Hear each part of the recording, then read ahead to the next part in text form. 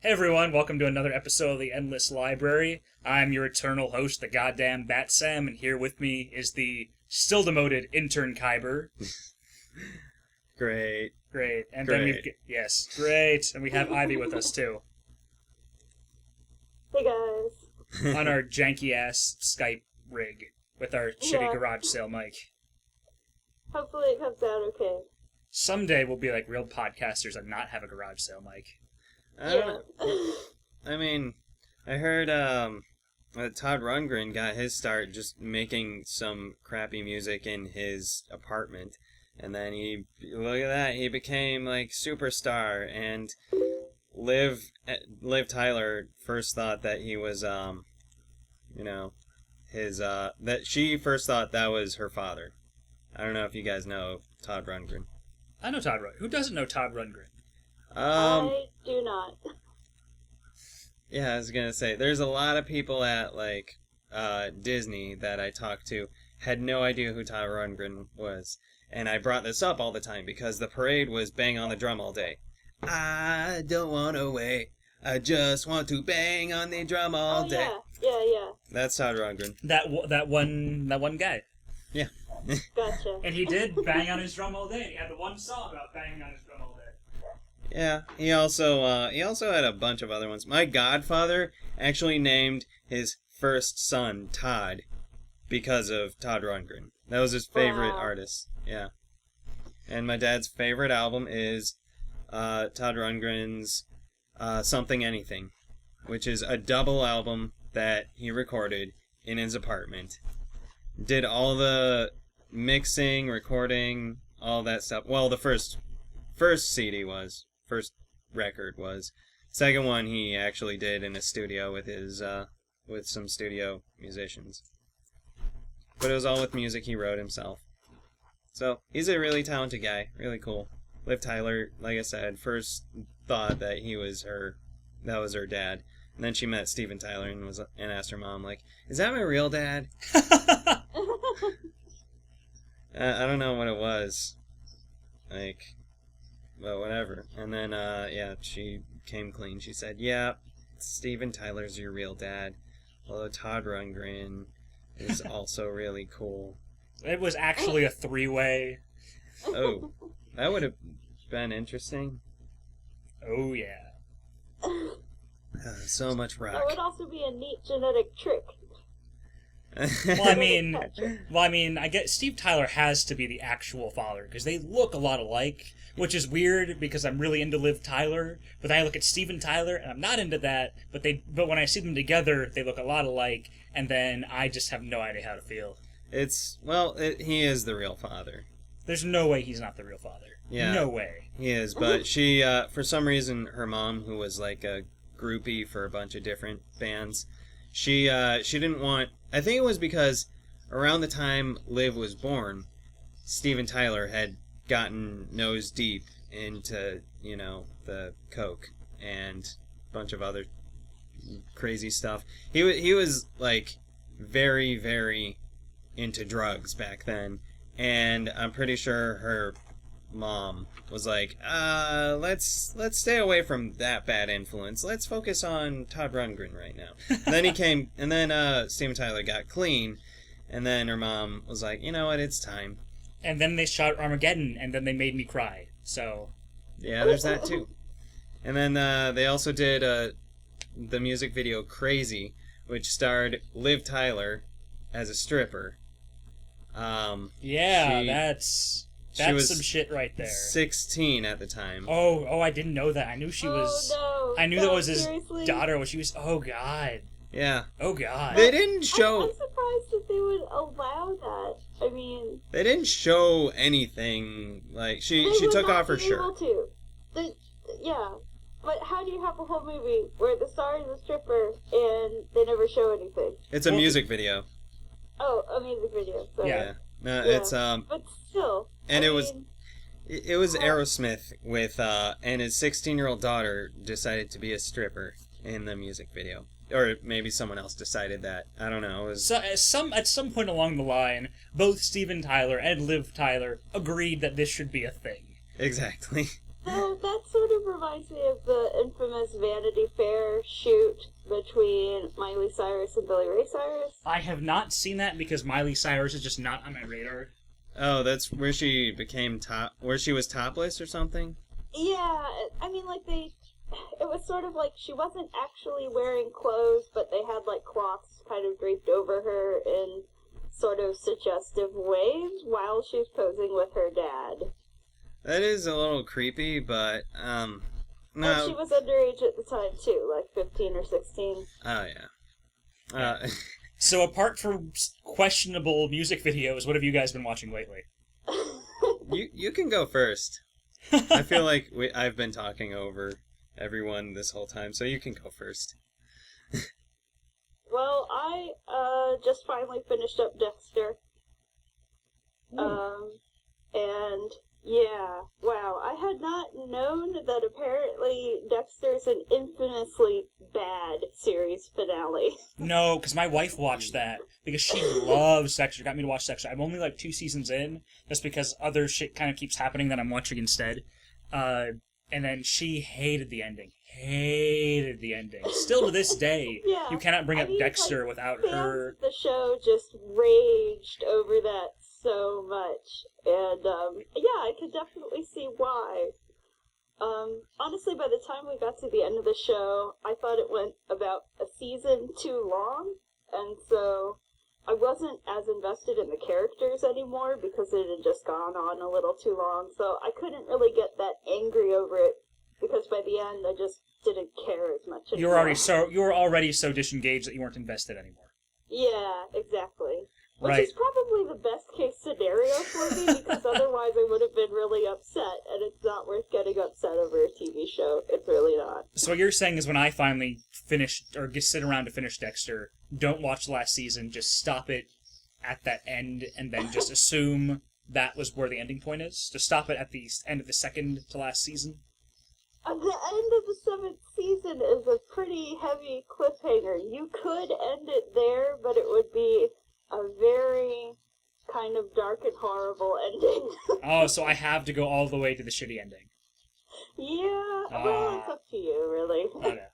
Actually, this reminds me, there was an anime called Saikano, for short. I forget what the whole anime was called, but that ending was so depressing and horrible that the fan subtitler, 3 episodes from the end, puts in a subtitle that says, the series like, shit gets real from here. If you don't want to be horribly depressed, just pretend that this is the end. Oh, so it's almost like what they did with Zoids, like the original Zoids, where they just cut out the last 3 or 4 episodes. Yeah.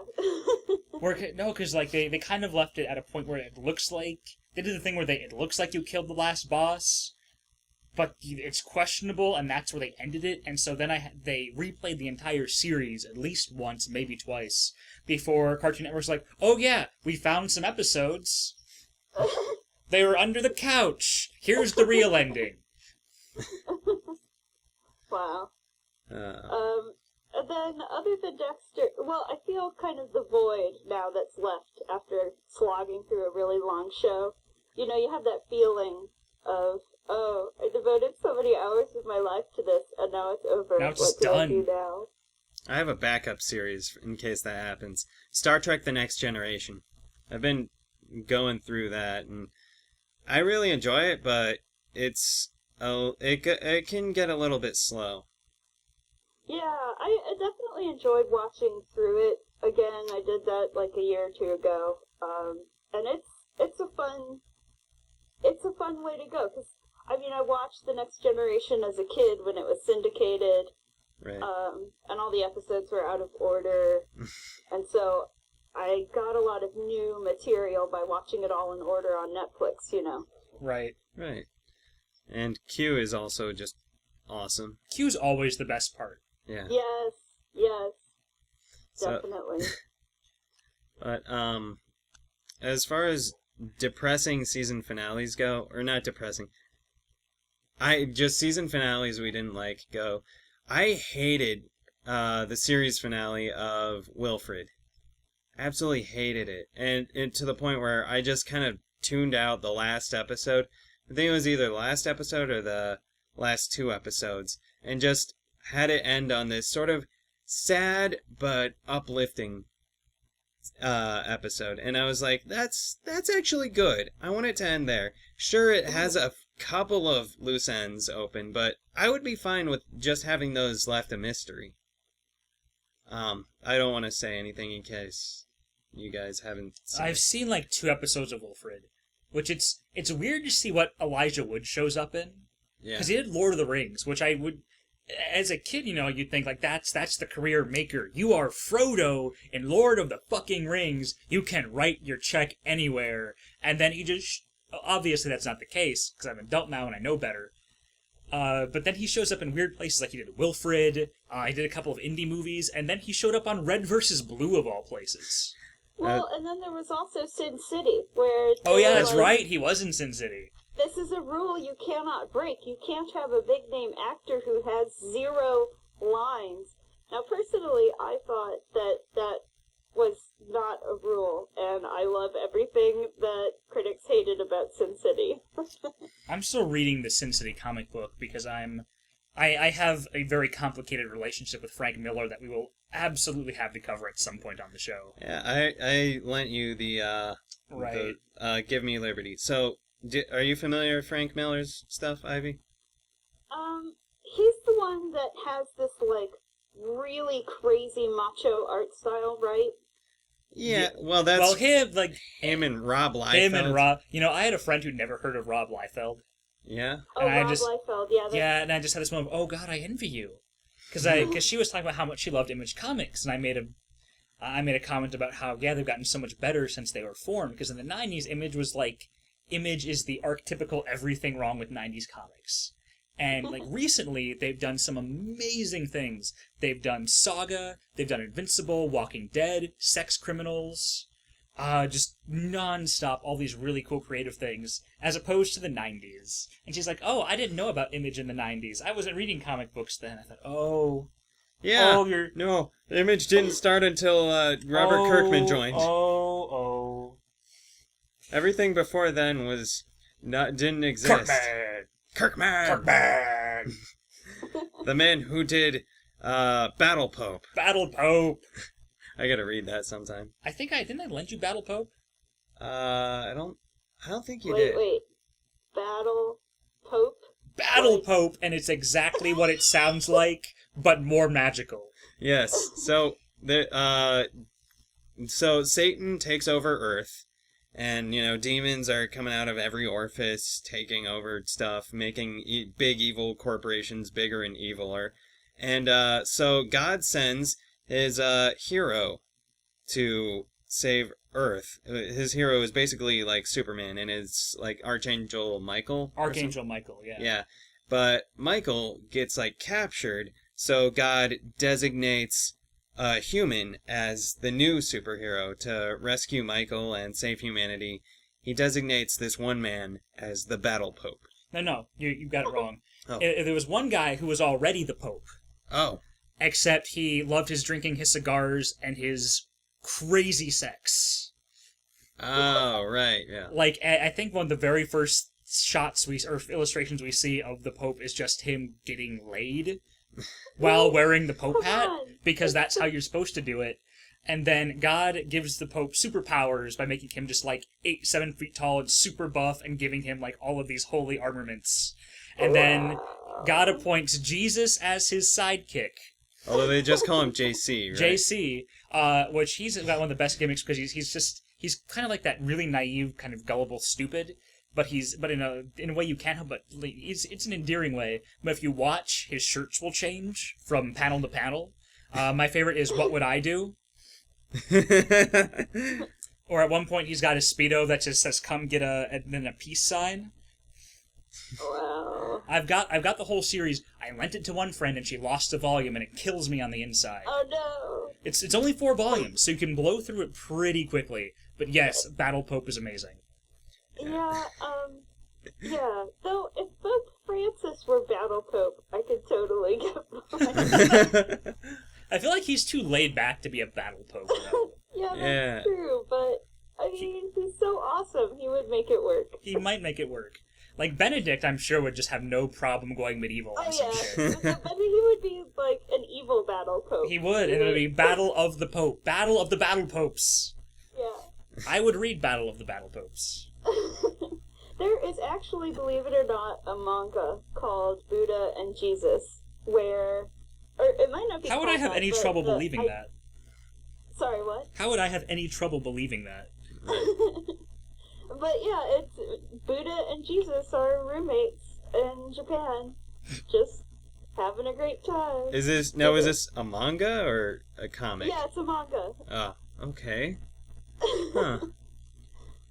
Do they get into crazy roommate situations? Yeah, it's pretty much just the whole slice of life Japanese adult, I mean not adult, but like two adults living together kind of slice of life Japanese manga, except it's Buddha and Jesus.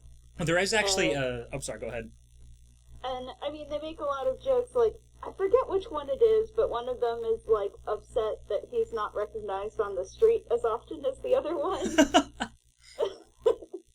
Is it That Krishna? kind of thing, but, yeah. Or something? That's pretty cool. I know in Battle Pope there's actually a bit where Pope and Jesus are living together. And, like, Jesus can magically do the dishes, but only does it when it's his turn. Or he turns all of the Pope's beer into wine because he doesn't want to dirty a glass. Oh god, just go read Battle Pope. Sorry, like, what have I been watching lately? I went to go see Ant-Man yesterday. Which, really? Ant-Man was the first Marvel movie where I was worried going into it, because I know there's been lots of behind-the-scenes drama, which is never good for a film. I actually have not heard of any. Oh, they switched directors a couple times. Oh. Like, they had a director, and then there was some drama, and then they replaced the director, and then I think they went through lead actors at least once or twice. I could be wrong. And then there's also, who gives a shit about Ant-Man? Yeah. Like, I've been reading Marvel comics literally since I could read. I don't give a shit about Ant-Man. Nobody gives a shit about Ant-Man. And I saw this movie, and I'm now into Ant-Man.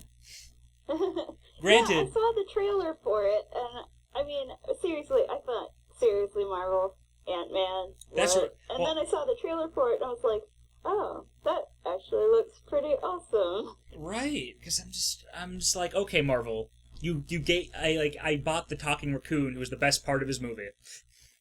Now I feel like Ant-Man is just kind of Marvel just doing a victory lap, going, look what we can do. We can make millions off of a talking raccoon movie and his best friend's a tree. We're gonna do a movie about Ant-Man. What's his power? He shrinks and talks to bugs. Millions of dollars. Whee! And it works. God damn it, does it work. First off, Paul Rudd is an excellent addition to Marvel's stud stable. Which is what it is. Yeah. It's absolutely what it is. They keep the cast relatively small. There's basically only 4 main characters you need to watch out for. The focus stays on the other side characters. Then they're all used well. The acting's good. Paul Rudd's a lot of fun as the main character. And honestly, it's worth going to see just for all the visuals that they do with the size changing. So, okay. Right. So, here's what I was kind of caught off by. Hank Pym is not Ant-Man in this movie. That's for the best, because I've read a fair amount of Marvel. I've never read Ant-Man books specifically, but he shows up a lot in crossovers. Right. Fuck Hank Pym. Like, Hank Pym's a dick. That's what I heard. Because he's always going through some shit, and at one point, like, his wife also has a shrinking suit, and he got mad at her, so he just sprayed her with Raid one time. Whoa. Wasp? Oh my god. And then at another point, she died, and so he started wearing her costume around, and then he helped Tony Stark build a superhero prison in Civil War, and then sometimes he's Giant Man, because everyone was like, turning small is lame. Now he can also turn giant, and now he's Giant Man. I don't care. Also in the comics, Ant-Man's the one who makes Ultron. Yeah. That's I the knew that. only worthwhile thing he does in the comics, is make one of the most terrifying villains in the Marvel Universe. Is he builds Ant-Man, or he builds Ultron. He's like, what can go wrong? Right. I knew about that. Surely no bad things can happen when I do this. But, Yeah. Though in the cinematic universe, I think what they did with Ultron makes sense. No, Yeah. I'm glad they did this, because it would have been too much of a pain in the ass to introduce Ant-Man, build him up, and have him build Ultron. Yeah. yeah, So I'm totally fine with the change. same here. I think at this point, the second Avengers movie I sort of felt that they're kind of getting to a breaking point of too many characters and too many different things going on that they can't add a whole lot more without it. Where it's starting to collapse under the weight of its own continuity. Yeah, exactly. Yeah, because I know I took my wife to go see that, and I loved it, but she was just kind of like, this is the point, I don't care anymore. There's too much shit going on. And I feel like Marvel right now, they're building up to Avengers 3, which is going to be Thanos and the Infinity Gauntlet. They've been building up to it since the first Avengers. Actually, if you're counting the Infinity Stones, probably it's... Which had the Infinity Stone first? Captain America? Was that the first time we saw an Infinity Stone? I think so. Yeah, the Tesseract. Yeah, the Tesseract. It's been building up. Yeah. It's been building up to that, and basically Avengers 3 is going to be so big it's actually going to be split into 2 different movies. Wow. And I mean, feel I'll see them because at this point, Marvel Cinematic Universe owns my soul. A of piece course of we're it, gonna. Well, just like Square Enix. Square Enix so. owns your soul, yeah. Well, you know what though, Ant-Man, you can go see Ant-Man on its own, and apart from Falcon showing up, you don't really need to know too much. Oh, Okay. yeah. Yeah, Ant-Man throws down with Falcon, and it's amazing. Yeah, Awesome. I wish he would have been in it more though, because he shows up kind of late into the game, and whereas In like Avengers? in Avengers 2, right? Right, yeah, because well, we saw War Machine at the climax of the movie, Yeah. and then Falcon only shows up at the very end where Cap is like, Avengers! Cock block! Because he doesn't say assemble, because he's supposed to. Avengers form up, or whatever. Yeah. So, but I like the Marvel Cinematic Universe so far, like including all the spin-off stuff, like Agents of S.H.I.E.L.D., Agent Carter, Daredevil. Daredevil was fantastic. Yes. No, it's crazy because you think statistically they shouldn't be able to keep making all of this work. But Disney has lots of money. They're just going to keep throwing it at Marvel, and Marvel's going to be like, I wish we had this like 10 years ago. Yep. I will say, like I want the cinematic universe to effectively end at Avengers 3. Because I feel like at that point we've done Civil War, we've done these huge cast of heroes, we've had, if you don't know Thanos, basically once he gets the Infinity Gauntlet with all the stones in it, he's God. Like, more or less, he is God. And then, once you take him down, there's really nowhere to go. So I kind of want them to see, maybe not like a full-on reboot, but just kind of like, that's it. Like, that's kind of the end. Iron Man's done his thing. Cap's done his thing. Thor's all wrapped up. We've got these stories done. Like, maybe not even like not end the cinematic universe, but like maybe just start over with some new characters. We've got a Miss Marvel who everyone loves. I love the new Miss Marvel. Maybe throw Nova in there. Just maybe pick up some of the characters who didn't get much love the first time around. They can still be connected, and you can still throw nods in. Basically, treat this as a new starting point. I feel like after Avengers 3. So when you say Nova, you mean the teenage... Either Nova. There's like 5 Novas. Yeah, and in the cinematic universe, there's an army of Novas. Yeah, that's right. They did introduce the Nova Corps, didn't they? Yeah. Yeah, like Guardians you of the can still Galaxy. have nods, but I want to see it as like a clean break where you don't have to see the other. It's probably gonna be close to 18 movies by the time Avengers 3 is done. Oh, jeez, probably something like that. Somewhere between like 15, definitely between 15 and 20 movies by the time Avengers 3 is done. The last one they have announced, I believe, is Inhumans. Yeah, and fuck it. Well, that's because they can't get the rights to X-Men. Right. Because thank you, Fox. I mean, I know that's like the only thing that's making you money in theaters so far. Hey, we're getting a Deadpool movie from them. Let them be for now. Okay. We're getting a Ryan Reynolds Deadpool movie. Yes, about 10 years after it should have come out. You know what? I don't care. It's a Ryan Reynolds Deadpool movie. And he did beat up I'm Slade. pretty excited for that. Even though Yeah. I normally don't go for the dark and gritty stuff, but it is going to be an R movie. I don't Well, think it's going to like, be dark and but- gritty. Well, Well, like it'll be graphic, but it's Deadpool, so it's going to be over the top. Right. Yeah, and I love, like, gallows humor. All the black humor. As long as they keep... And it sounds like they are going to keep hold on. wisecrack. Okay. All right, we're back. Anyway, gallows humor.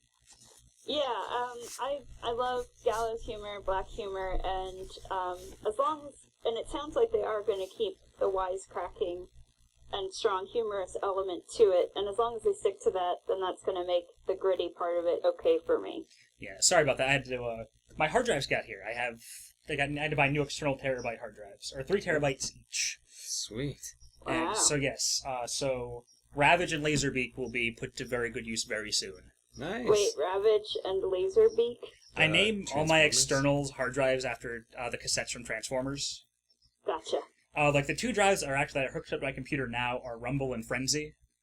Nice. Yes. And then these will be Ravage and Laserbeak. All right. Nice. Yeah. The other thing I've been watching lately that I do want to touch on before we go any further, I'm watching Gurren Lagann. All right.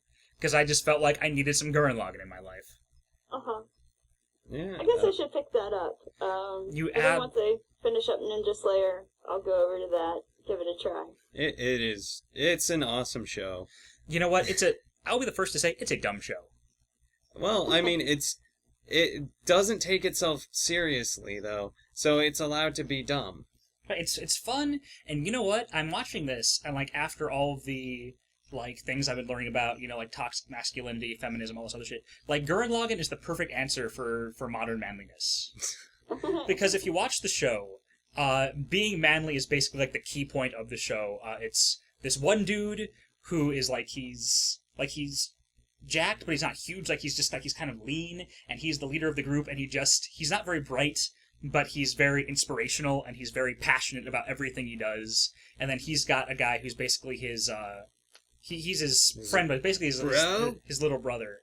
Not technically related, but they're friends. And so he kind of helps this guy fulfill his potential, and he does speeches about being manly, and then, when they combine their mechs, it's the spirit of manly combining. Yeah, it's actually kind of, if you try thinking hard about it, it's a really good character study of a leader and a follower, in a good relationship with each other. Right, because the one episode I just watched, they're trying to combine their mechs. And the older one keeps knocking the younger one away, saying, "No, you can't just climb up like that. It has to be passionate and beautiful for our manly combining. It's a thing of beauty." And it's because manliness isn't about being tough or being mean or being emotional. It's about being passionate, and it's about forming friendships and taking care of people who can't take care of themselves and help making them be the best that they can be. And I'm just that's wonderful. Yeah, that's pretty awesome.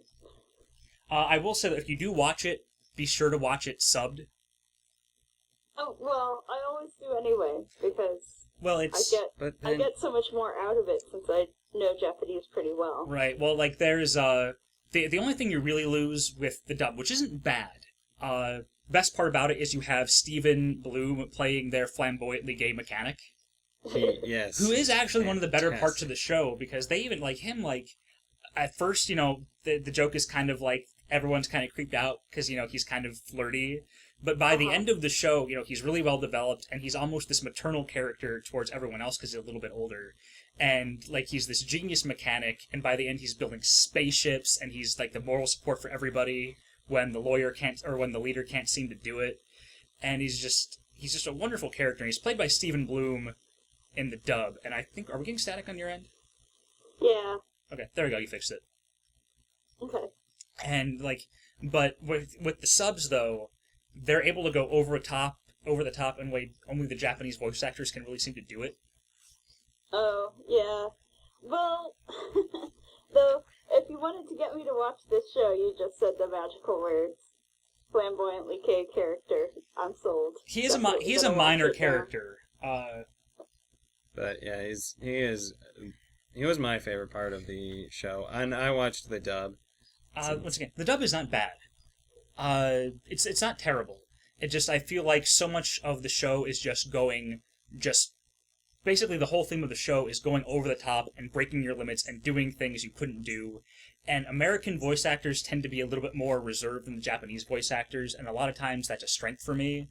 But in Gurren Lagann, when you just have to go full on balls out, you need the Japanese voice cast. Yeah. So, did I mention what I've been watching lately? Did you? I don't know. I don't think so. Basically, I've been watching Sons of Anarchy, and I started watching the new BoJack Horseman. Yeah, I keep hearing about BoJack Horseman. Is that a thing I need to pick up? I'm watching the new BoJack Horseman. I love it. Oh, yeah. I like it, too, but a lot of people also hate it because it's got the main character is very self-absorbed, very unlikable, but also voiced by Will Arnett, which is awesome. But that's kind of like the whole thing about BoJack Horseman is that, he's supposed to be the ugly side of Hollywood. He's sort of like Bob Saget. He used to be in a 90s sitcom, like late 80s, early 90s sitcom that was called Horsin' Around. It was just this silly, stupid sitcom about this horse that adopts these kids. And yeah, but the show itself is actually really good, I think, but a lot of people criticize it on relying too much on stupid Family Guy humor, which I didn't really catch. I don't like Family Guy very much, but I'll give it a shot. Okay, yeah, I mean, just watch a few episodes. If you like it, then good. If not, you won't be missing out on the next big thing. If you don't like Daredevil, though, then... It's sort of, to me, it runs this sort of strange dichotomy between being very funny and then having jokes that aren't really jokes. They are very... They're like non sequitur? No, they're very serious commentary on something. That it's a character meant to be a joke, but sometimes to me it comes off as just very sad. Because, like anything that's parody will be mistaken for reality kind of thing, where they have this character, something horrible, and all I can think is that, no, that's actually how it is in real life, and that's sad. Yeah, but okay.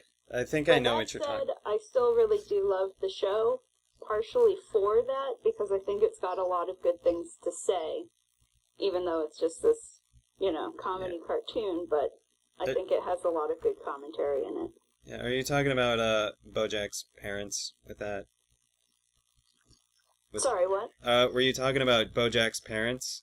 Like, with the whole, like, serious commentary type of thing?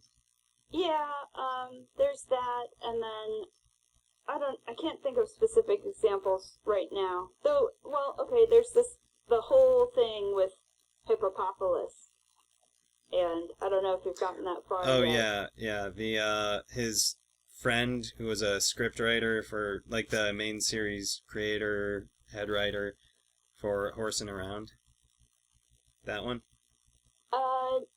No, this is a whole thing that the thing that they introduced with this guy, Hanky Hippopotamus, I think is his name, and it's a direct pull, as far as I can tell, from the whole Bill Cosby scandal. Oh, okay. And the way, I think they treat it well, but the way the whole thing plays out, it's very sad, and you don't necessarily expect this kind of show to make you think that way. That you don't necessarily expect them to take it in this really just sadly horrible direction. And I think maybe for a lot of people it wouldn't necessarily come off as so sad and horrible, but for me it did. I don't think I've gotten that far. Is that in the second season? Yeah. Okay, yeah, I haven't gotten that far. It's like the 6th or 7th episode, I think. Yeah, I'm only on the 3rd. So, but, Sons of Anarchy is good. It's just very, very brutal. Very violent and horrible and everything. But, I mean, it makes sense when you realize it's based off of Hamlet. Partially based off of Hamlet. Can you get, really? 6 seasons out of Hamlet? Well, no. You can get maybe, they're on the 7th season now? Actually, yeah, you can get 6 seasons out of Hamlet, because the 7th season goes in a different direction, I believe. But it's still sort of like the Hamlet, where everyone's dying left and right. Okay. And yeah, I actually had a friend who watched the show for a long time and really enjoyed it, but she just had to stop watching it after a certain point because there are a lot of the gritty, horrible things can be badly triggering for people. Right. Yeah. and for her it just triggered an anxiety attack, and she had to stop watching it. And I sort of feel like that's a shame when you have a really great story, but it's just so intense that it's not accessible to some people. Yeah, no, it is very. There are several rape scenes for both men and women. Oh my god! So yeah, yeah, it's not. I avoided that show because I heard. I mean, like I saw some commercials for it, and I thought, oh, this looks like a really good and interesting show. But then I went and looked around online, and I thought, oh, this is not the show for me to watch. Yeah, which is fair. Yeah. I do hate to cut you guys off, but we just passed the 35-minute marker. We haven't talked about either of our films for the episode yet. Oh, my bad. So we continued on with our exploration to Ed Wood with probably the movie that I was most excited to see him do. Or, not excited to see him do. Actually, I was really excited to see a movie he did. It was one of the first films he ever did. It was called Glen or Glenda, and it's this film about a crossdresser, and it stars himself. Except he used his pseudonym. He did use a pseudonym. Yeah, I was watching the credits and thinking, wait a minute, and so I looked it up, Yeah. And, yeah. Alright, so real quick, no spoilers. Would you recommend this movie? If someone pause the thing, go look it up. You can go first. You know what? I'm going to say, as an anthropological study, not just as it's Ed Wood, it's going to be weird, but as this window into what it was like feeling like that outsider to the norm back in the 1940s. 50s. 50s? 1953. 1950. I'm sorry, 1950s. Yeah, I think that's fair. And I would also, for the same reason, say it's an interesting cultural piece of history. So you might want to watch it for that reason, especially if you know anything about Ed Wood. But if you don't know anything about Ed Wood and you're not interested in LGBT topics, then definitely do not watch it. Yeah, I would definitely recommend this to anyone who is curious what LGBT was like way back before it became like a much more public topic. Because I was kind of surprised that this came out in 1953, and it was like way ahead of its time. Yeah. But yeah, if you're definitely if you're interested in LGBT or transvestites, anything like that, definitely watch it. If you like Ed Wood, this is a very important piece of his history. But if you're not into any of those things, then you can skip it. Yeah. All right. Well, that's basically 3 recommends if you're into the more anthropological, historical aspects of it. Yeah. If you're just looking for just a straight film, look elsewhere.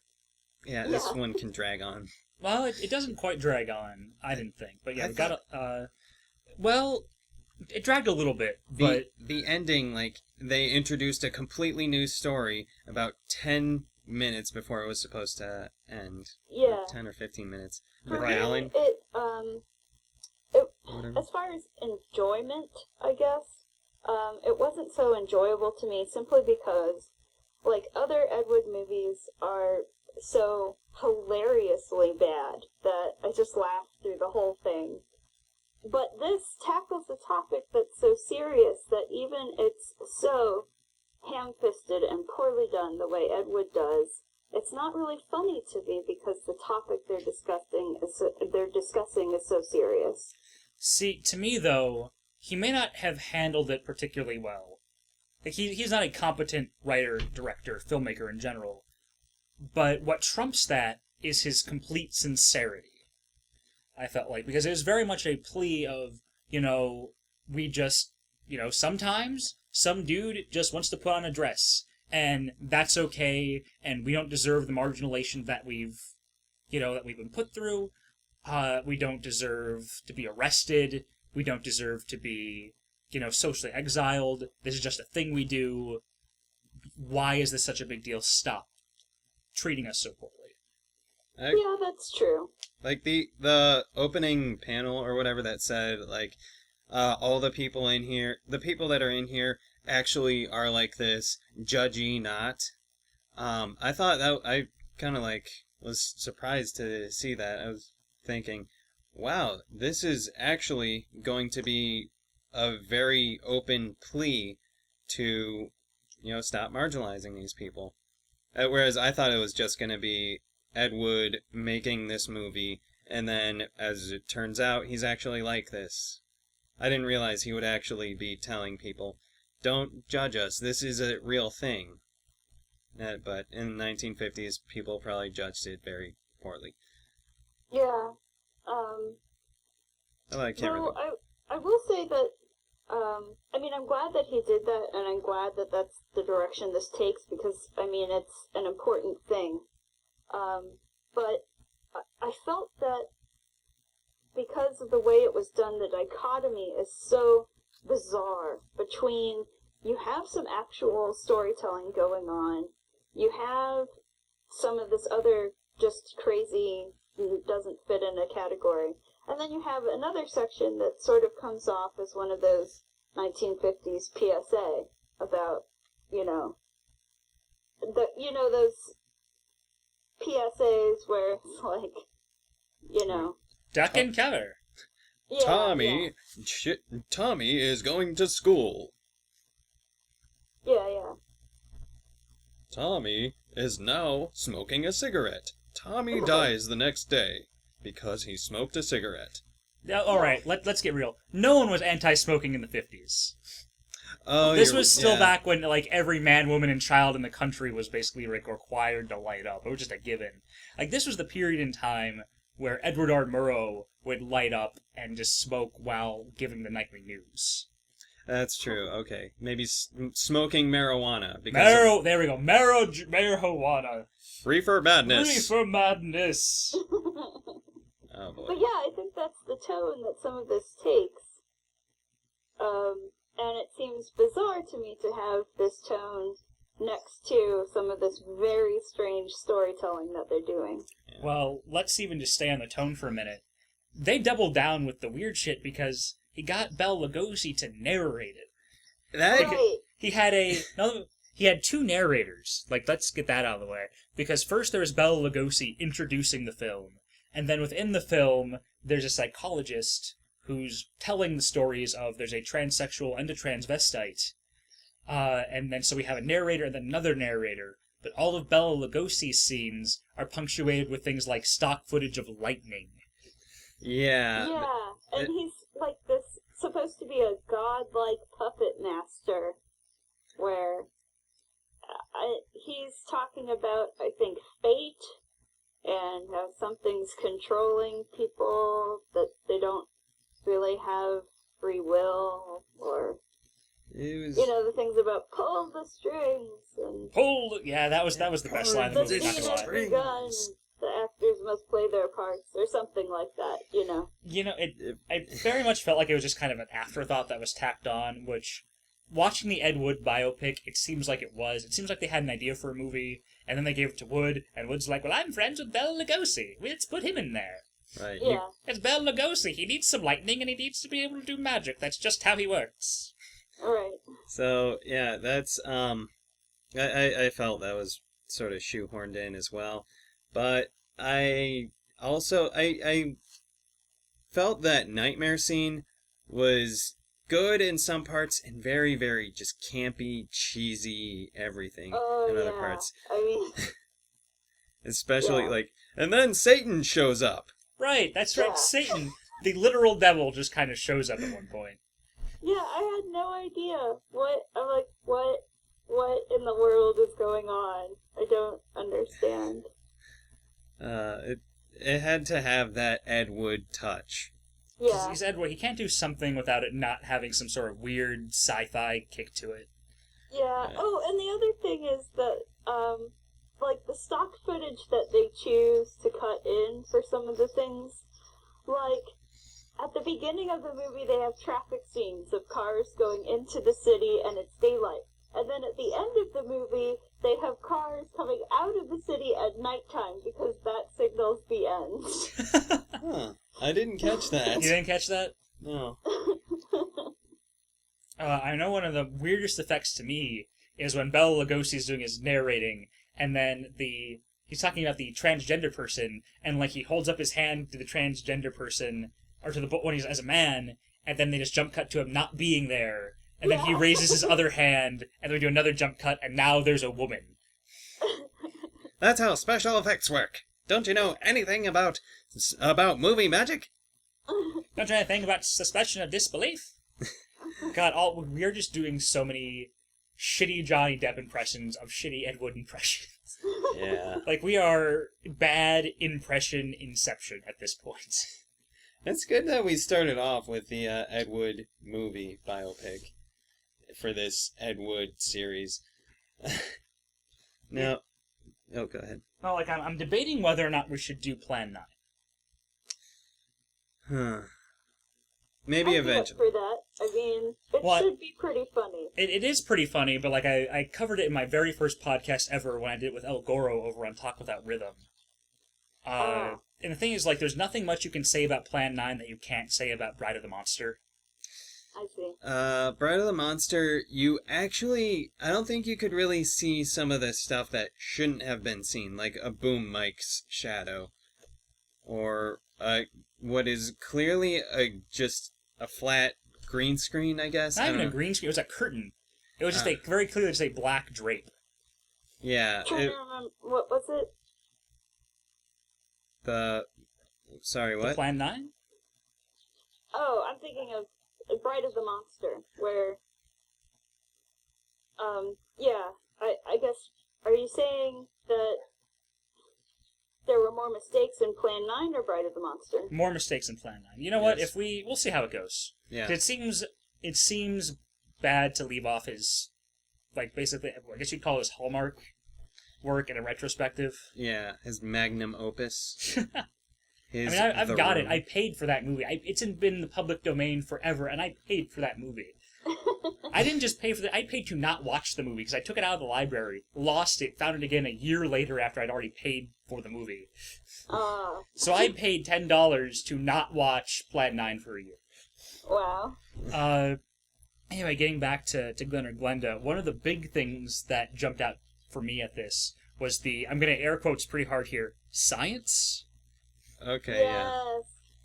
And I think, as far as, like, talking about hermaphrodites and the pseudo-hermaphrodites, which is actually considered was actually a legit thing, at least at that point, because I was looking that up earlier. So, yeah, I kind of ignored the science part because I was like, this is going to go over my head. I don't know much about biology or anything. Well, I promise you know more about biology than Ed Wood knows about biology. I guess the interesting thing to me was that although this movie was sort of very forward-thinking and, like, don't judge, you know, yeah, at the judgy same nuts. time, this section that they had about the science and discussing sex change in particular, it seemed to be that they were pretty much saying that you should only have a sex change if you had some kind of hermaphrodism. That, you know, if you were just a normal man wanting to become a woman, then Well, they didn't even bring that up, sense. I don't think. Because for anyone who hasn't seen the movie, they have I guess he's a doctor who's an expert on gender, and he talks about there's a medical condition called pseudo-hermaphroditism, or being a pseudo-hermaphrodite, in that you have predominantly one functioning set of genitals, but also partially functional or underdeveloped secondary gender traits. And at that point, a person could decide which way to go. Right. Yeah. Yeah, And the other thing, too, that I thought was sort of interesting is that even though they're talking about issues of gender and trying to be compassionate, I guess, about issues with gender identity, it's still very heavily seeped in that 1950s clearly defined gender roles, you know, where you have to go to one extreme or the other, and there's not a lot of room for, you know, there's no being gray a woman, area. but having some masculine traits, or being a man and having some feminine hobbies or traits. Right, because this was still the 50s, and even this even was very forward-thinking stuff. Like, it just goes to show how deeply ingrained some of this stuff was, because I'm pretty sure the thought of, I've met some people now who identify as agender, or some sort of gender fluid, in that they don't really, they don't really feel like they belong to one or the other gender. right. So And that's just not something they would have, that would not have occurred to anyone in the 50s. just keep in mind though, this was before the second wave of feminism. I believe it was. Was it? The like quote unquote bra burners. That was 1960s, I believe. Yeah. But And so it's sort of, I mean, back then it really was either you were a woman and you did womanly things and, it was very rigidly defined, or you were the other way. Right. so You are a man, you will grow your beard, and you will do sports. And never talk about your feelings. although they did actually have women going to work in this, which means it wasn't. I mean, at least they had that. I mean, but of course, I'm sure they were like secretaries who were Right. like hitting the glass ceiling really hard. But at least it wasn't like, so. And he comes home to his housewife.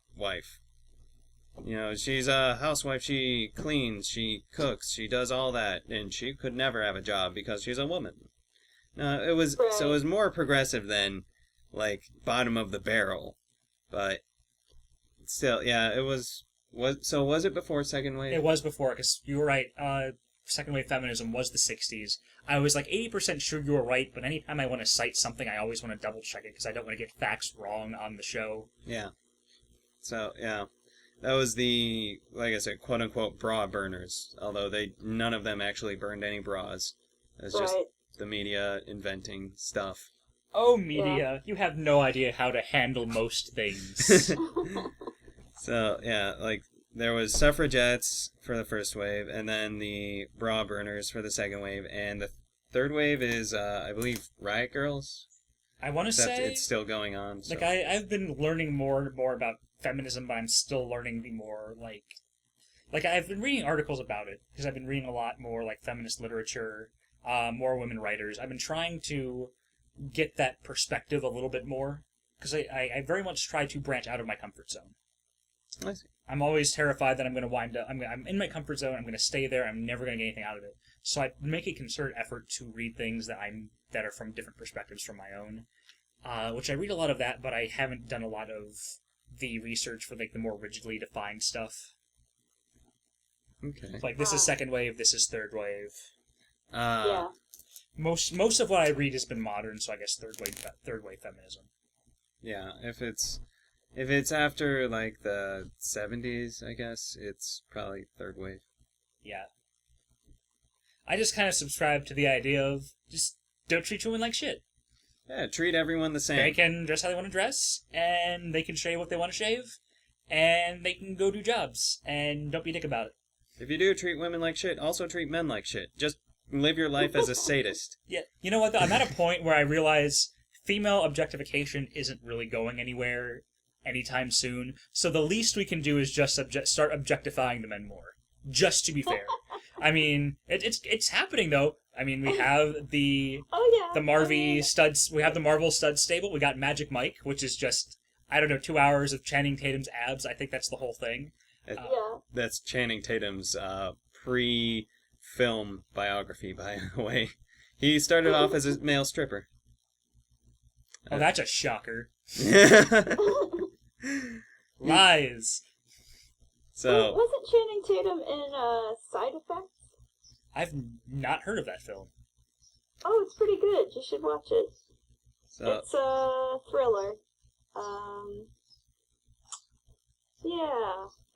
Basically, there's a girl, she goes on a medication, it causes some crazy side effects, and it goes from there. Okay. And Channing Tatum is her husband, or boyfriend, I think. Was she shirtless in that too? Because I'm pretty sure he's just contractually obligated to always be shirtless. I can't remember. I think they do have sex at one point. I think they write that in that he has to be...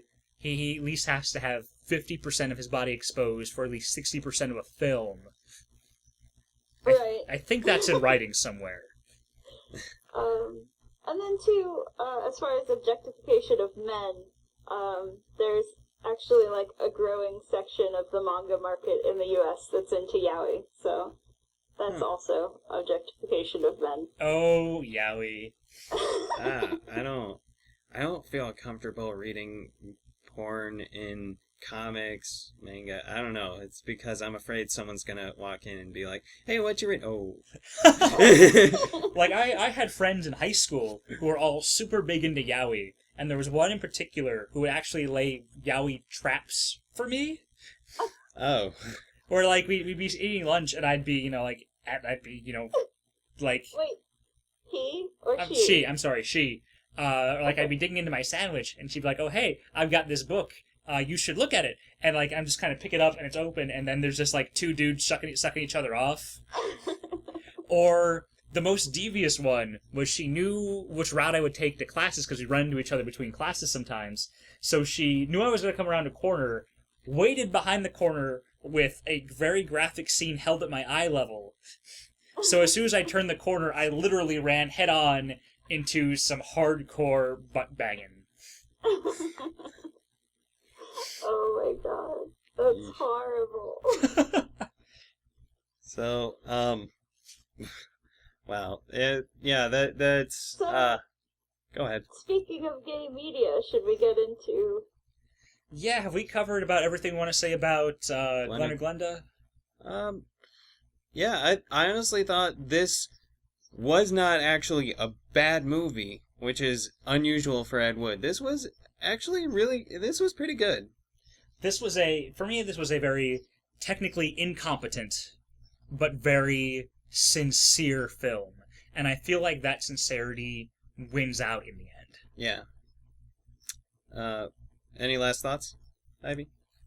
Yeah, I have to say that it was so technically poorly done. I mean, I would recommend watching it as sort of a cultural piece of history, but I would personally not call it good in any way. Alright, so that's 3 soft recommends And for Glen or Glenda? I'd 3 Angora soft recommendations for Glen or Glenda. Yeah.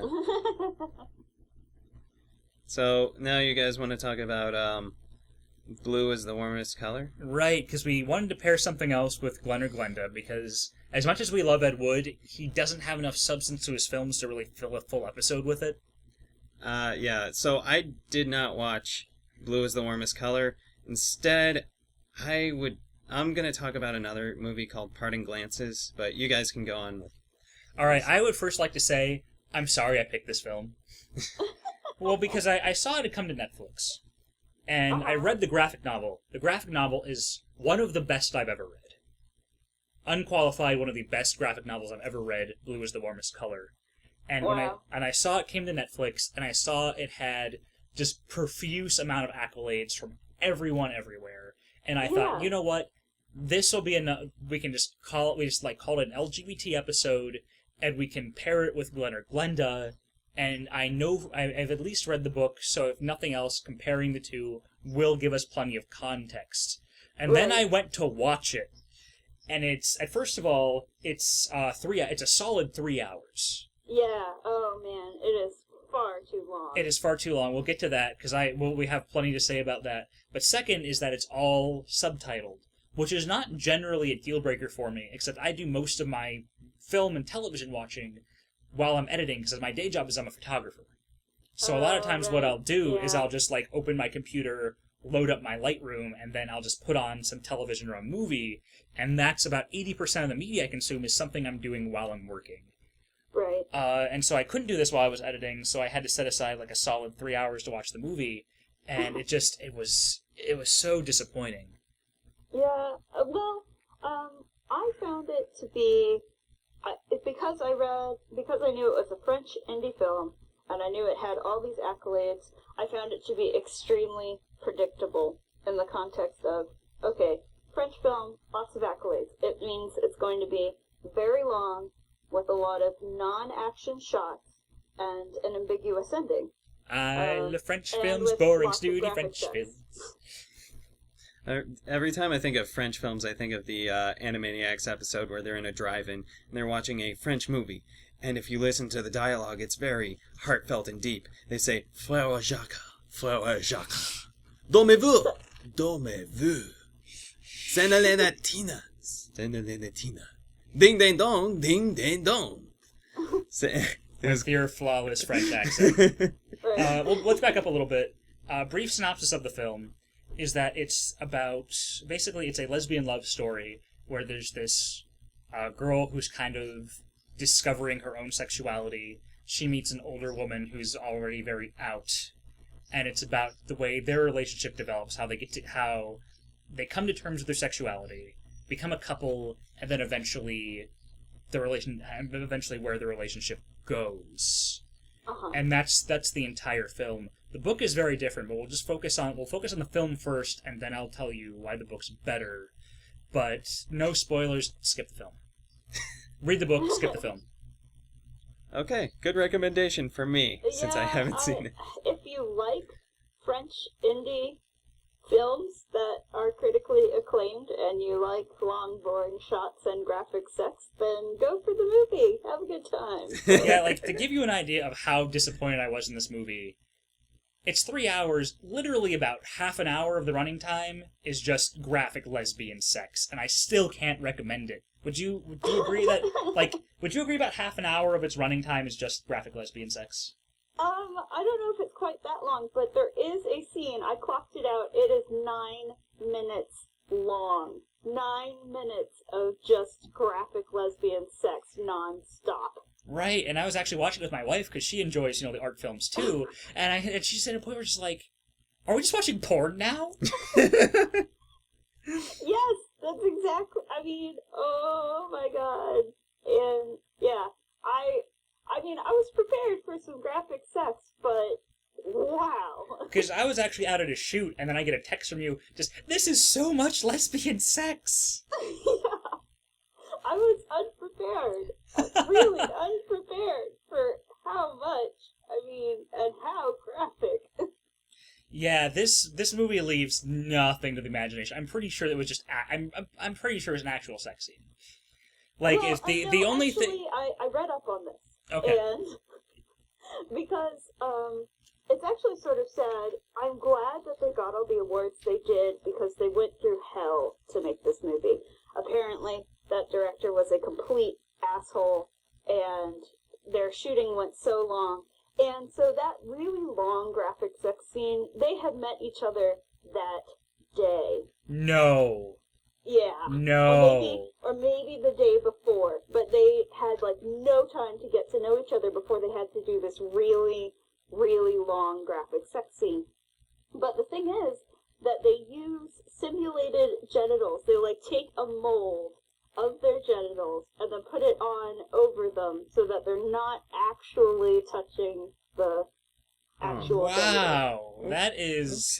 That is impressive. Yeah. They're very realistic looking genitals. Well, for me, at first I was pretty sure they were just having sex, but then there was no fluids involved, which was a tip off for me. Yeah.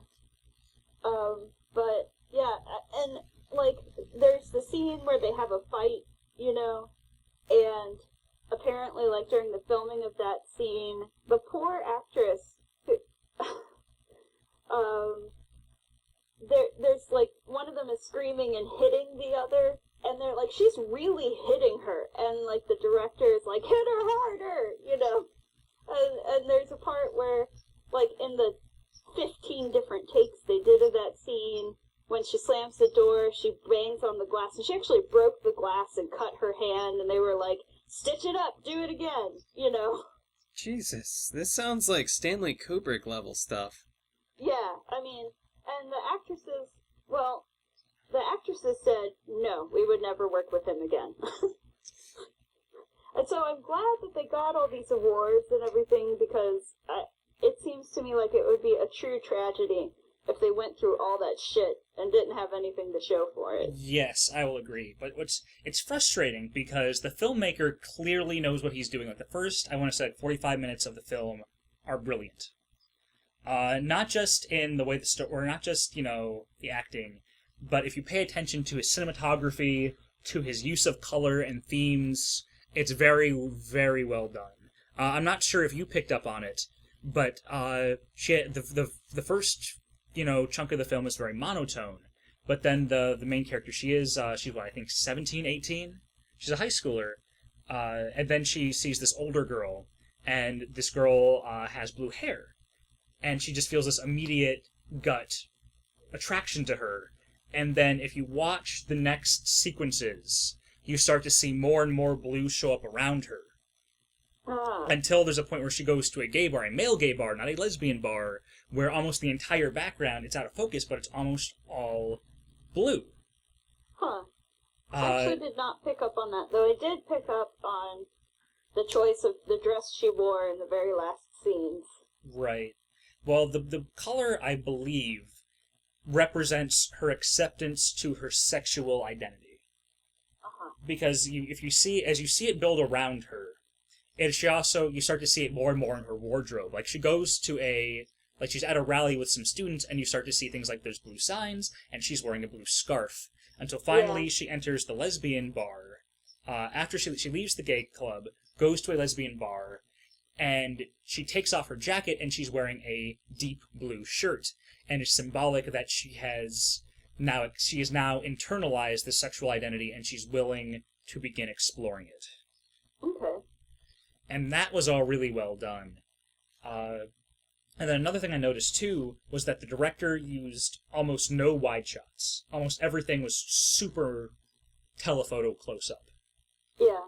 We have, I think, maybe 3 wide shots before she meets Emma, is the girl with the blue hair. Yeah. I believe that the main character's name was Adele? Yes. And that wasn't her name in the comic. No, in the comic her name was Clementine. And actually, Adele is the name of the actress who played her. I don't know why you changed that, but they did. Yeah. So we'll say Adele and Emma. Also, the whole naming thing is weird, because in the original comic is called Blue is the Warmest Color. When it was brought to the U.S., the comic was called Blue Angel. And then the movie in French is called The Life of Adele, Chapters 1 and 2. And then when they released it in the U.S., they changed the name of the movie to Blue is the Warmest Color. Because that makes sense. Right. So, you were telling me, though, that there was, Sam, you were telling me that there was, like, a scene that was 10 minutes long that was just her teaching a class. Right. It follows Adele through a good chunk of her life, and you see in high school she wants to become a teacher, and then closer to the middle and end of the movie we see that she has become a teacher. And so there are scenes, it's probably not 10 minutes, it felt like 10 minutes. If I were to clock it, it'd probably come into about the 3 to 5 minute mark. But it's just her with her class, like, doing spelling words and dictation. Yeah. It's not relevant to anything. It doesn't build her character. It just tells us that she's a teacher. Yeah. I think the movie was far too long, and there was a lot that they could have cut, or at least repurposed to developing, like, I felt like the problems in Emma and Adele's relationship were not developed enough, personally. It's frustrating because it's a 3-hour movie, but everything feels underdeveloped.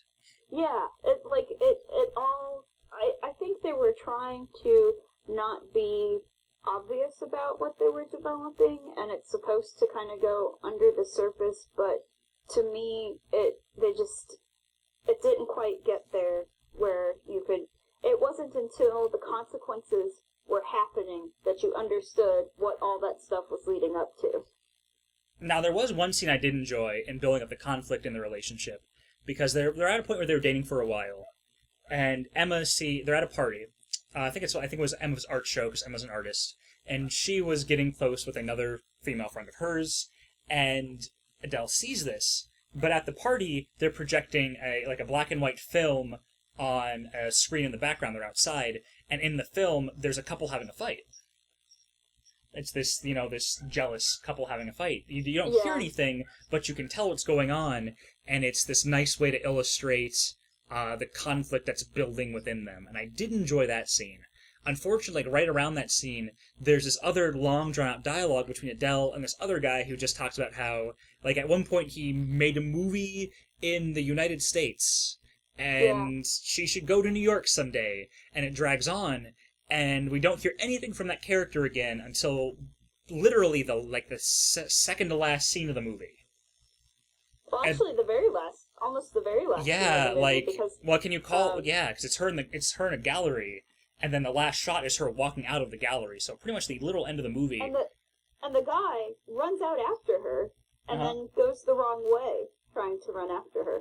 Right, and they're talking at the end of the film, and I'm thinking to myself, they need to hook up. Otherwise, that previous scene was a complete waste of our time, and the scene where they're talking now is a waste of our time. And then nothing happens. Yeah, because it's a French film. You can't have that kind of neat resolution. That just doesn't happen in critically acclaimed films. If they did that, it wouldn't have won all the awards. Well, the thing is, I don't mind vague resolutions. I talked about it once again. I did a film called Blow Up with Ian, and that was an Italian film. And basically, it's all the buildup of a thriller with none of the actual consequences of one. Basically, imagine a movie that's entirely first act, and that's Blow Up. Right. Okay. But they left the ending ambiguous, and I didn't mind it. And they even spoke about it. The writer, he had a very definitive ending, and then someone else, I think it was a producer, told him, no, if we leave it vague, people will talk about it. If we make it succinct, make it clear, people will remember it. If we make it vague, people will talk about it, and that's what will keep it alive. And so I don't mind a vague ending, but there has to be some form of resolution. There has to be some sort of something was accomplished. Like Inception? You know what? I haven't finished Inception. I got halfway through and fell asleep. Okay, that's also a pretty drawn-out movie. But then let me think of another one that has a very vague ending. Well, actually, okay, there is one I thought about, but I can't really say what was vague about the ending without spoiling a ton of stuff. Old Boy? I loved Old Boy. Yeah, Old Boy was great. Oh God, Old Boy, I'm talking about the Korean one. I just barely saw pieces and parts That's the only one worth watching, from what I hear. Yeah. Oh, holy shit, Old Boy. I don't like ambiguous endings either. I mean, have you ever seen Lock, Stock, and Two Smoking Barrels? No. I've been meaning to see that because I love Guy Ritchie. Oh yeah, I mean it's great. Everybody knows Snatch, but I love Lock, Stock, and it has an ambiguous ending, and I love it. Yeah. So we're clear. We don't mind ambiguous endings, but endings that just sort of happen. Yeah, because the thing is, you can leave some ambiguity, but there needs to be at least some sense of some sort of, not even a resolution, but of an accomplishment. Right. Something has been obtained. Something is meaningfully different.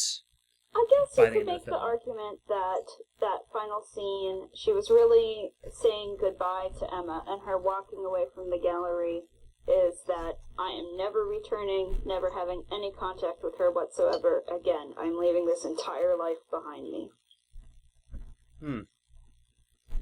Well, I haven't seen it, so... Yeah, you haven't seen it. What good are you? Why do we have you here? Well, I'm going to talk about Parting Glances in a little bit, which is another... You're as useful as a 5-minute scene on spelling words.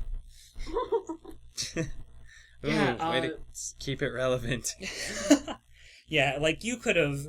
If you would have cut this movie down, you could very easily cut an hour from this film, and it would have been much stronger for it, and I feel like you could have kept the ending exactly the same. And if you would have cut the bullshit, I would have been fine with the ending. Yeah. But the longer you draw out the journey, the more I want satisfaction from the destination. Right, yeah. Any of the scenes teaching, you can cut that. A lot of the scenes where a lot of the dialogue-heavy scenes can be cut. Though I guess it's all dialogue, but there's lots of scenes with dialogue, with side characters, where I'm sure there's some sort of meaning in it, but it's lost. Yeah. And it's just, there's a lot of peripheral stuff that very easily could have been cut. Yeah. Not the sex scenes, though. We're We're keeping those The intact. difference between the graphic novel and the movie. Yes, well, the biggest difference... Well, first off, there's the naming difference. You know, it's... I'll be referring to the main character as Clementine because I'm talking about the graphic novel. The biggest difference is the graphic novel opens with Clementine being dead. Yeah. She has passed away, and it's this conflict because Emma gets back in touch. You know, Emma goes to her family home with the parents who are grieving, but the parents never approved of the relationship. And so it's this really painful... there's this really painful, emotionally strong conflict there because all three parties are grieving, but Emma's also dealing with being unwanted and just trying to deal with the fact that they were never approved of a relationship, and the parents have to deal with the fact that the woman the woman their daughter was with, who they partially blame for the death, I'll get into that in a minute, is now in their home, and they're trying to work through their grief while simultaneously trying to come around with their instinctual hatred towards this woman. And then the book bounces back and forth between those scenes and scenes where we see the relationship between Clementine and Emma begin, develop, and then ultimately go through some things and then end. And it's a very powerful framing device. Yeah, I haven't actually read it, but I read through more than a synopsis. I read through kind of a recap of the plot of the whole thing. Right. Go ahead. And it certainly seemed to me like that was a much more powerful story than the movie we ended up with. It did, and this wasn't in the movie, but there's a bit in the book where Clementine and Emma, they're in bed together at their parents' house.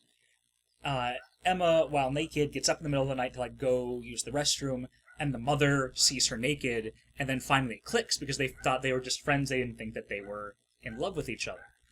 So it clicks for them, and then what follows is a few pages with almost completely free of dialogue of the mother reacting, and then her telling the father, and the father being outraged, and just the two of them trying to get dressed and explain themselves, and then the parents throwing their daughter out of the house, saying, if you want to be with this woman, you do not have a home here. Yeah. And it's some of the most powerful stuff I've ever seen in any medium. Yeah.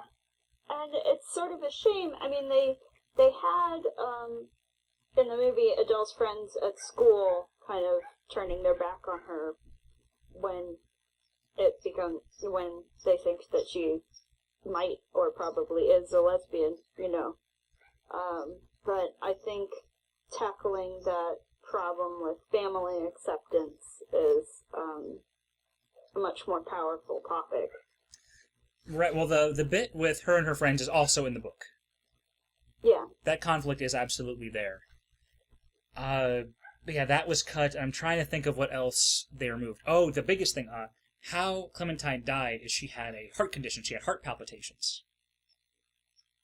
Uh-huh. And and they set it up, actually, very much towards the beginning of the book.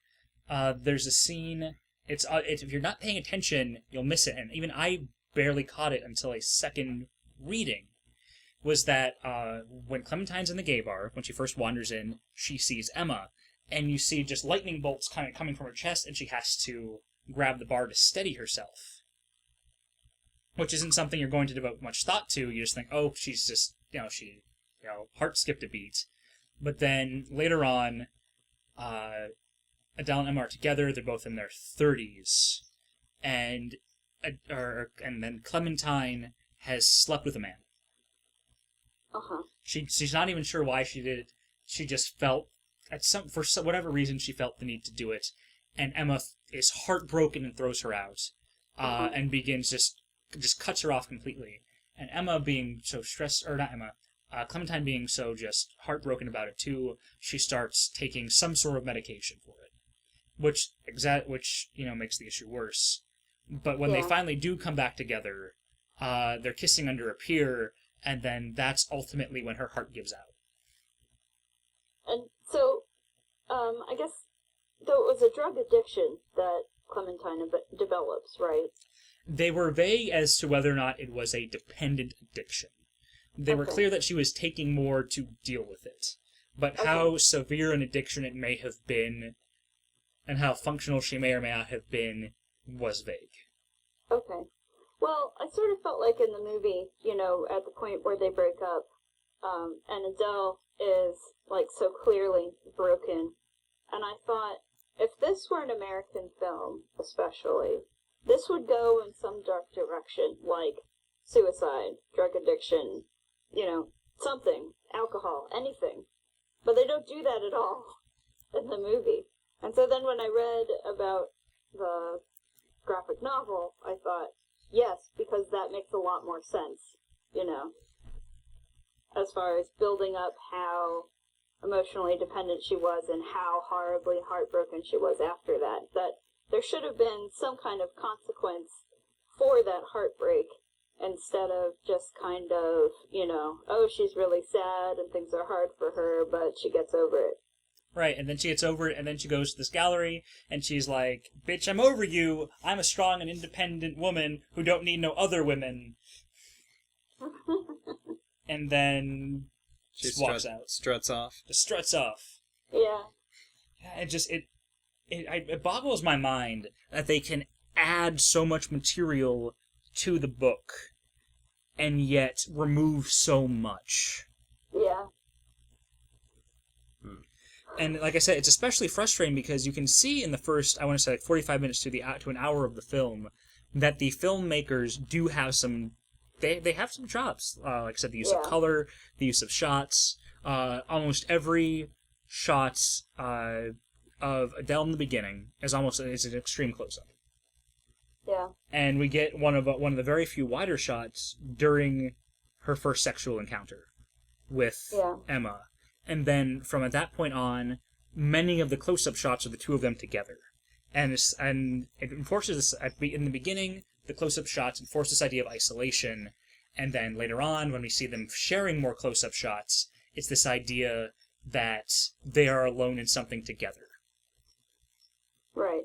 Which, again, that's really well done. And nothing's more frustrating for me than something that could have been great but falls short. Because I've seen bad. I can deal with bad. I can deal with entire spectrums of bad. But nothing kills me more than seeing something that could be great buried in something that just completely undermines it. Yeah, though honestly I was not surprised at all by how this went. Just because, like I said, French indie, critically acclaimed. I pretty much knew exactly the course that this movie was going to go. Yeah, you know what? We don't listen to critics on this show. We don't listen to the acclaim. We go against the grain. We do what we feel like. You get the honest truth here. I don't watch many French films. Netflix thought that I would give this 1 star. I gave it 2. Give it 2? Oh, one more difference between the book and the movie. In the book, Emma, when she meets Clementine, she's in I think a 2-year-long relationship with another woman. I think it was, I want to say Sabine? I forget. Oh, Emma. Yeah, they mentioned Sabine in the movie. They write her off. Because, like, she's with her when they go into the bar, and then she mentions her at another point, and then she's never talked about again. In the book, like, it's an act... Oh, go ahead. And I felt like, okay, if Emma just so casually threw aside Sabine, why is it... It seems like Emma almost doesn't have a right to be so angry with Adele later, because she so casually threw aside her relationship earlier, if that makes any sense. Oh, absolutely. And in the book, they emphasize this a little more, and it's very conflicting, because on the surface, it's, very much it's these two women, and they found each other, and they're exploring things together, and it does seem like something meaningful. But at the same time, you can't shake two factors in that Emma is very clearly cheating on a long-term partner. she's very clearly cheating on her with very little regard. And two, at the time when they first become active with each other, I believe Clementine is underage. Yeah. That was the other thing I was thinking about. Though, the age of consent in France is younger. Right. I know, at least by American standards. Yeah, by American standards, but by French standards, I think the age of consent is 15 or 16. Okay. And she's 17 in the book, so. Right. Yeah, that was a concern that I had, and then I went and looked it up, and I was like, okay, France. Yeah. Which, that did make me uncomfortable. But it's, it is this conflicting feeling of, yes, they care for each other, but, there's the age gap, which is, it varies as to how morally gray that may or may not have been. But then there's the fact that Emma's cheating, which it doesn't matter how pro-LGBT, how pro-whatever most thing you are. If you're actively and knowingly cheating on a romantic partner, I don't think anybody's really okay with that. Yeah, no. Definitely not. And then there's one scene that the book has that the movie leaves out entirely. It's when Sabine she's Clementine, like after, because the two break up, and then Sabine sees Clementine, and then she flies off the handle and starts screaming at her, she left me and you're just some piece of ass, and she's just gonna use you, and I can't remember if she was crying, but she was very close to tears if she wasn't. And just her completely unloading on Clementine as this homewrecker. Yeah. And it felt like their actions did have consequences. And the movie just, oh yeah, she has this girlfriend. No, never mind. It just kind of hand waves her out of there. Yeah. Well, so do we want to wrap up final thoughts on this, I guess? Yeah, final thoughts. Yeah, just go read the book. Yeah, go read the book. If you like French indie critically acclaimed films and you know what those are about and that's the kind of thing you're into, then yeah, sure, see it. But if you're just kind of a regular moviegoer, definitely no. Do not watch this. Unless you just want to watch 10 minutes of graphic lesbian sex, I guess that's okay too. Right, because you don't have the internet. There's nowhere you can find that. Right. Yeah, you could probably find like something. I'm sure there's something for a different fetish involving graphic lesbian sex, like leather, panties, aliens. I don't know. Though I will say No. Keep going. Let him keep going. No, I want to see where this goes. No, you can go. Go ahead. I will say that the scene in this that graphic scene in this movie is different from porn to me because it actually seems way more realistic than any porn I've ever seen. I will absolutely agree with that. So, yeah, I do feel a need to apologize for picking this movie, not because it was a bad film, because we are going to encounter bad films. That's just, you're gonna find bad stuff, and you can't appreciate the good stuff without the bad. It was such a slog to get through. Yeah. Which is why, that's okay. Yeah. So, do you guys want to pick the next thing we do? Sure, let me think about it. Okay. How about yeah. Should I continue? Should I talk about Parting Glances, or do we just want to make Parting Glances its own thing?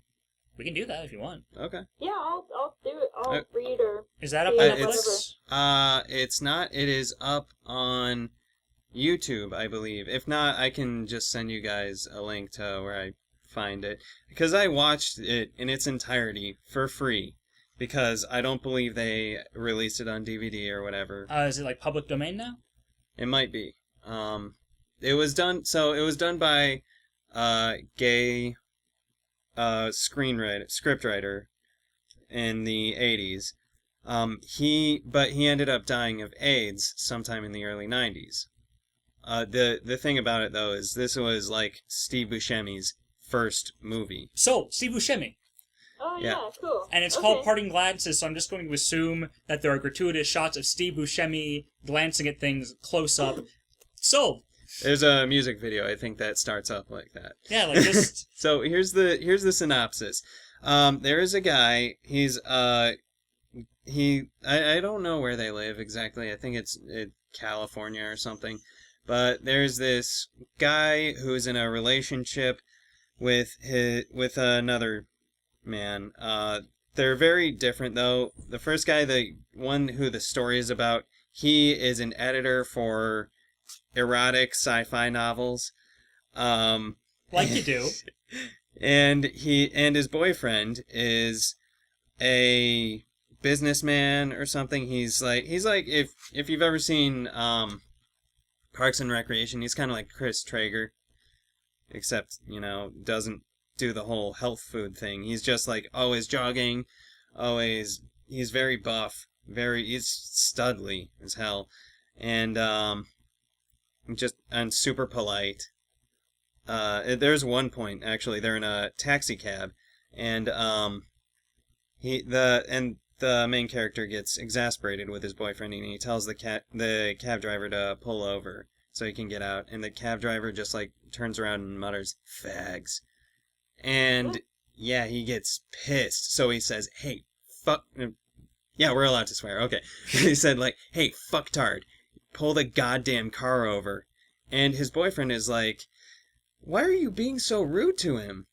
And I was thinking the whole time, like, what do you mean he's being rude? The cab driver just he just called you guys fags. And you're, like, saying, oh, you're being rude to the cab driver who just attacked us personally. Right. So, but anyways, so going back to synopsis. Yeah, you know what, we'll just do it we'll just make that the next episode. Parting glances. I guess, Ivy, you are one listener, so if anyone else is out there and wants to be caught up by next week, parting glances, same bat time, same bat channel. Yeah. Go enjoy some awesome young Steve Buscemi, late 20s Steve Buscemi stuff. Oh, I always enjoy me some Steve Buscemi. And he's also he's the lead singer of a new wave band in the 80s. So all right. So there we go. Go get your Steve Buscemi on.